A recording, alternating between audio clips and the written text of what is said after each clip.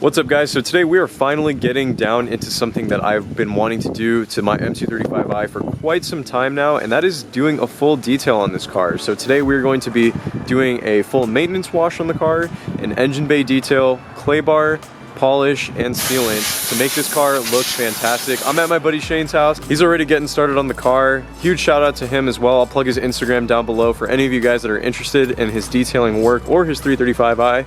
Without further ado, let's go. So as you guys can see, we are already started on the wash process. So the first thing that we're gonna do is the engine bay. So I've already removed the engine cover, as you can see, and Shane is working on detailing the tighter areas of the engine bay. We've also wrapped the intake because I have the BMS intake, the filter, as well as the alternator with a plastic bag to ensure that no water or anything like chemically kind of gets into it and that could possibly mess with it. But everything else in the engine bay is pretty well sealed off.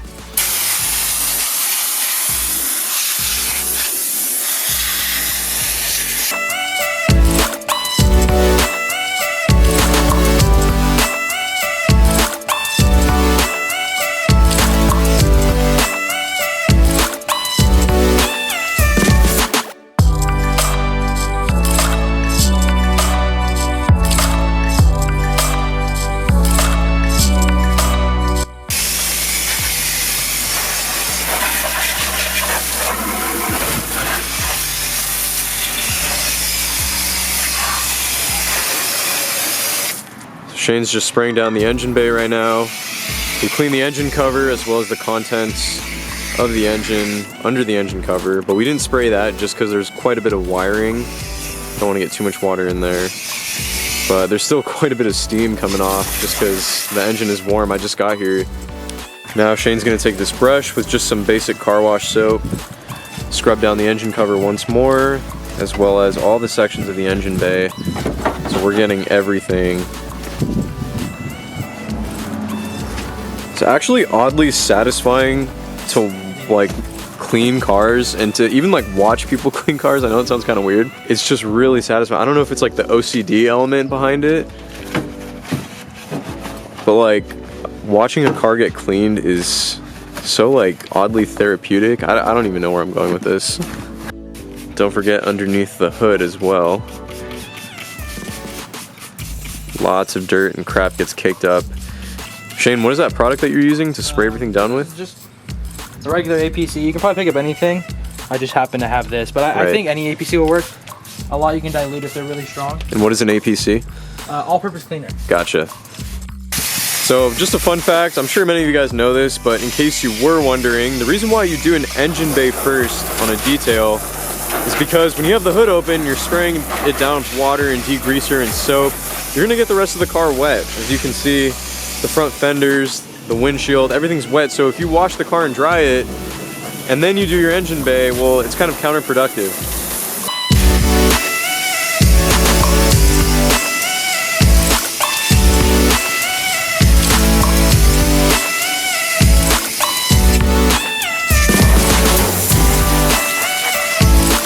So we just finished up the engine bay, guys. We're actually letting that completely dry off since there's a lot of water still leaking from the top of the hood. But now we're moving on to the wheels. This is a wheel and tire cleaner. It's P&S Brake Buster. This stuff doesn't turn purple, and I personally don't like anything that turns purple unless you're using it for your paint, because it's just a little harsh on the brakes and I think the finish of your wheels. So I think over time it obviously degrades a little bit. Right. So this is just a basic non-acidic wheel cleaner. If these tires are dirty enough, you'll see it shift colors a little bit. It'll shift to like a brown if you have really dirty wheels, or tires at least. So we should be seeing a slight change in color then. So this stuff is non-acidic, and this is the tire shine brush. It's called Tough Tire Shine, I think, or something like that. What is it called? I think it's called the Tough Tire Brush or something like that. Okay. It's on Amazon for like $7 or something like that. Nice. It's also expensive. So it's specifically designed for cleaning tires then? Yeah, I've had this one for like almost a year now, so it lasts a really long time. Okay. The only disadvantage to it is it doesn't clear low cars that well. Right. Makes sense. Sitting here, you got to be a little careful with. Sometimes I grab the boar's hair brush I have, and I'll just spray some of the wheel cleaner in it. Let's get that. And then just get the top, because this doesn't really do. It's not really made to clean tires, of course. Yeah. But it'll do the job. for the lower area. Fortunately with this car too, these are the style 436M wheels that BMW made. You know, you can leave your opinion as to whether or not you like them. Me and Shane really like them for OEM wheels. For stock wheels, they look great. But fortunately, they're pretty easy to clean. Obviously, they're 5-spoke and the barrels are pretty open, so they don't get too dirty. This is just pretty much to get the face of the wheel itself. And today, we're not going to be removing the wheels and tires off the car. Yeah, you can, but I'd say like if you have the necessary tools, like that, to like this is very convenient. This is called a wheel Woolie, I think, and they're honestly pretty expensive for. But the accessibility that you get, it's what you get for it, and the convenience that it offers is really, really nice. This one specifically is not one of my favorites. It's held up really nice, but it just doesn't fit behind brakes all that well sometimes. Like I can't get these in my front brakes. Yeah, same thing with this car. It seems to be a little bit tough to clear the caliper. Bit tough, but you can always, like, if you really want to clean back there, you can just move the car. And keep in mind, guys, all these products, I'll be putting together an Amazon link list, so all the products will be in the description box down below, so if you click the affiliate link, you'll get directed right to these exact products.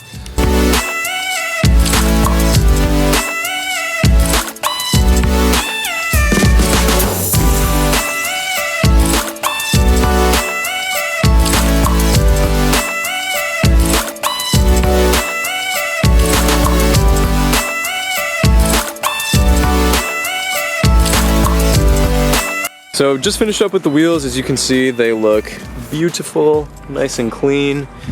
Got them on all 4 corners cleaned up and they're looking real nice. So now we're gonna go ahead and move to the regular maintenance wash of the car, spray down the body, wash it, and then we will proceed to whatever is next, which I believe is the clay bar after that. So the iron remover next. Okay, iron remover, and then over, like, details and everything. Okay. So I'm just doing a standard hose wash because my pressure washer broke, but in normal circumstances we'd use a pressure washer just because it's more efficient in knocking like all the grime and dirt off the paint. Right. But I don't have it this time. Hey, you gotta make do with what you got.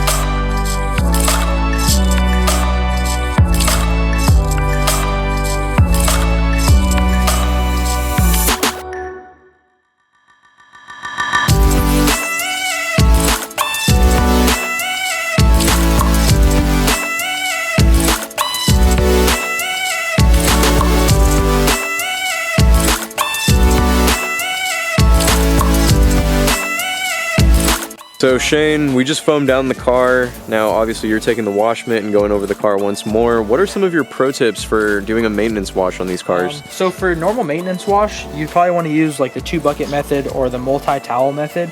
But in this case, since we're going to be paint correcting the car, I'm not worried about introducing like any kind of swirls because it's going to be gone anyways, or most of it.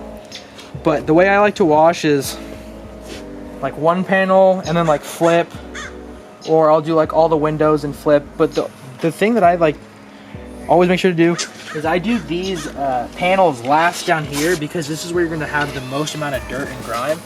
So you don't want to wipe this and then introduce it back up here. So I'll do the entire car before I come back to this. Makes sense.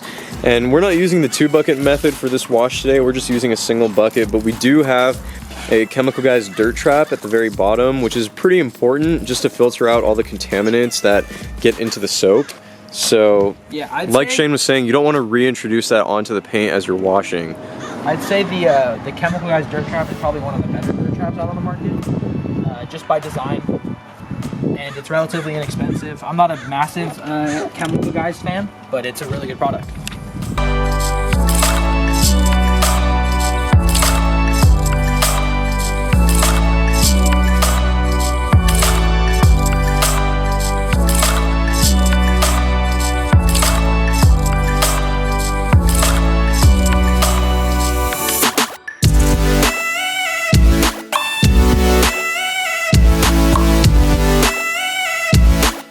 So the maintenance wash has just been completed. We also went ahead and sprayed down the iron removal as you guys saw previously.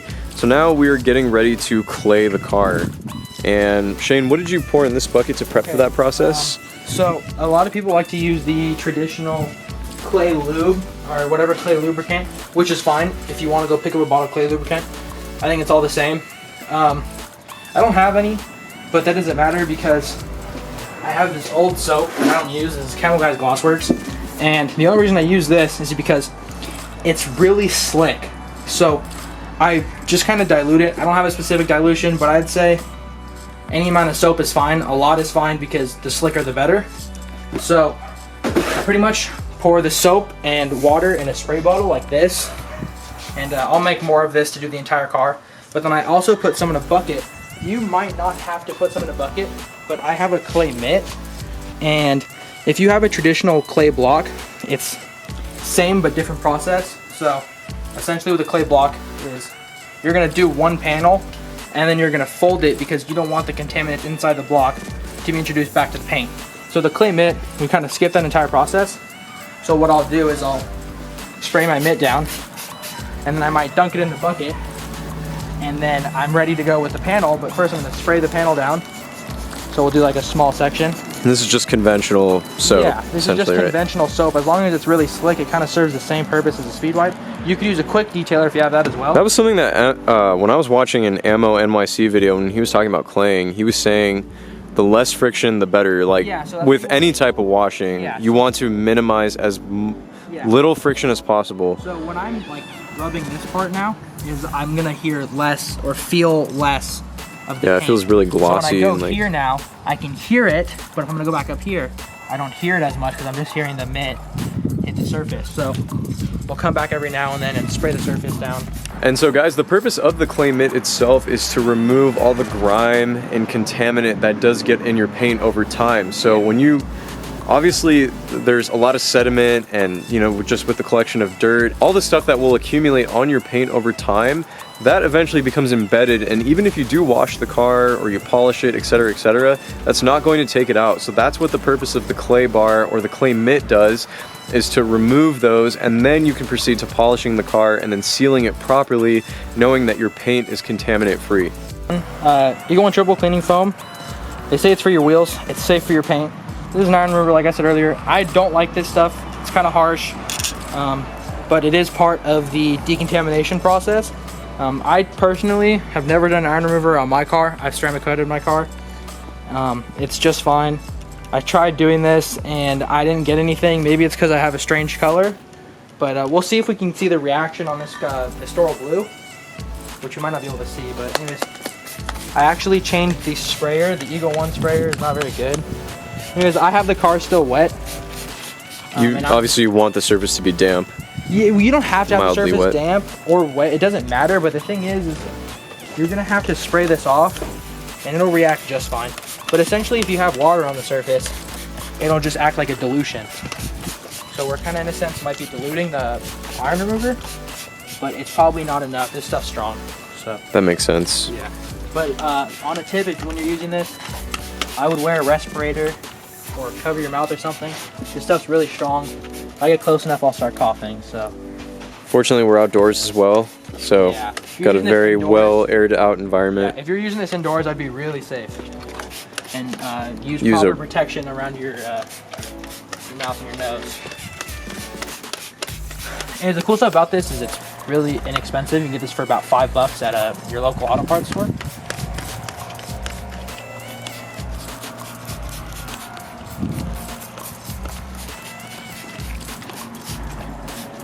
We're just gonna spray the entire car down.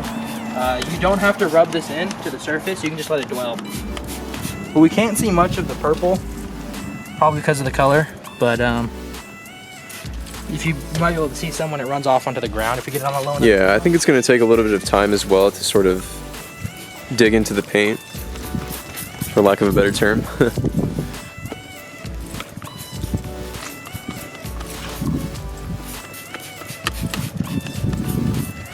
Spider. That spider. Much longer now. Yeah, it's probably dead by now. I hope I have enough.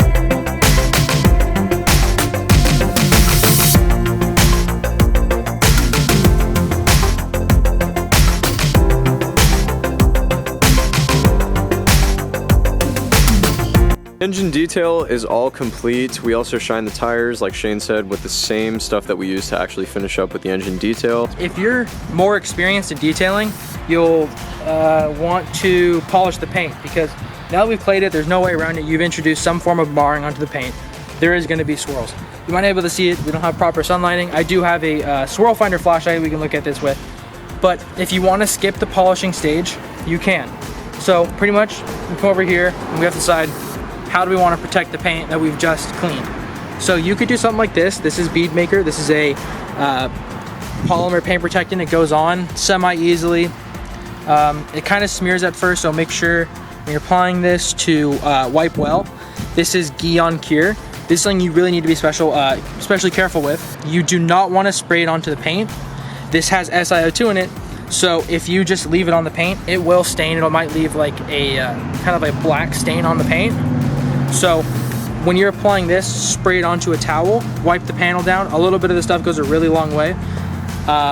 These are your more traditional waxes. So this is Jescar Powerlock Plus, and then we have Collinite 845. So if you're going to go with this route, you would apply this first and read the directions. There's a cure time on this, and then after that you would follow with the Collinite 845.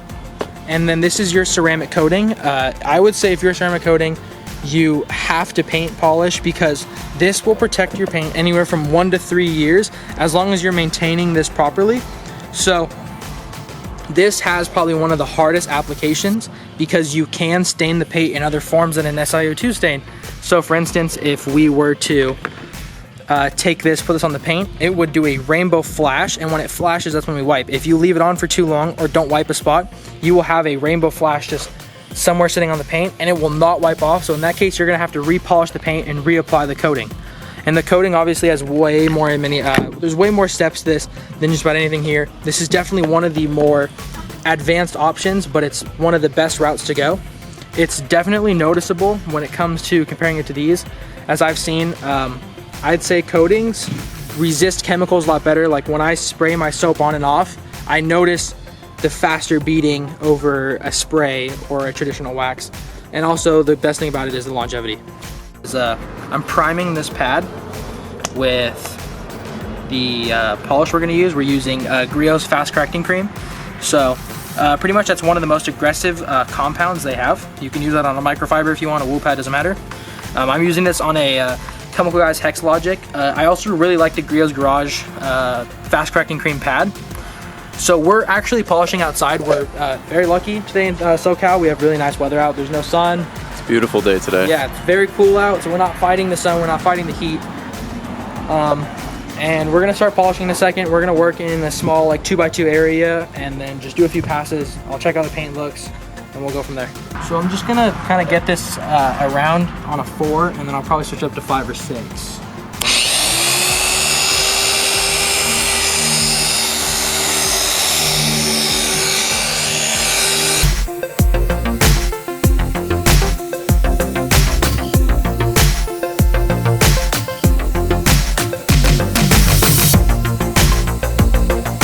This is the Griots Garage 6-inch polisher. We're obviously going to put a pad on, and pads differ, so usually it goes by color or type. So there's wool pads, microfiber pads, and then your just standard correction pads. So we're going to be using a white pad, which is the most aggressive that I have. But if you wanted to go more aggressive, you could do a microfiber, or you could do a wool. But I'd say both microfiber and wool might react differently to your paint. You might get more cut out of one than the other. So if you're going to do the polishing stage, something really important to have is a IPA wipe down. I have CarPro eraser, but if you don't, you could make this at home. You would have to get an isopropyl alcohol, mix it 70-30 with water, and it's gonna be almost the same thing. And the reason we use this is because our polisher, with the compound we use, leaves an oil behind. So that is to remove the oil. If you don't remove the oil, your wax, your sealant, whatever you're using, will not bond properly to the surface.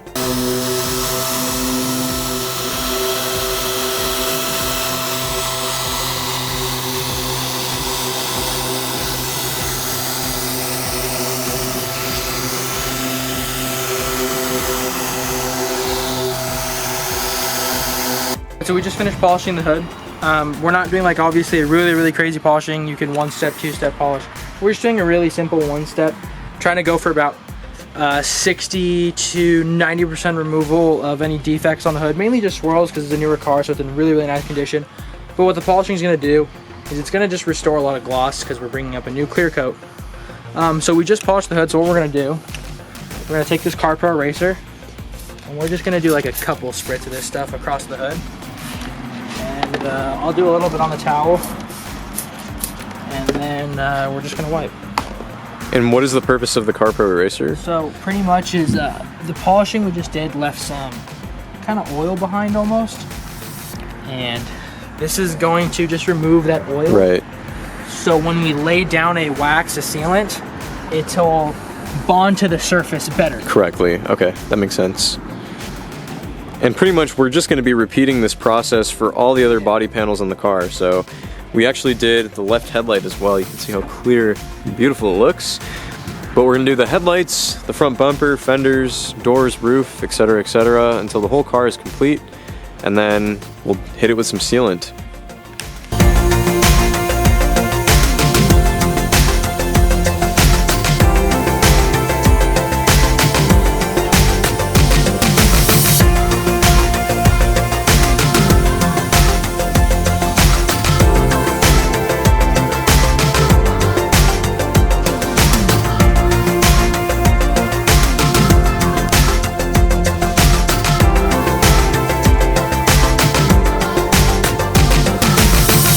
So now that the polishing phase is complete, we are going to be applying the Power Lock sealant. Shane is going to go ahead and overview exactly what that is and how it works.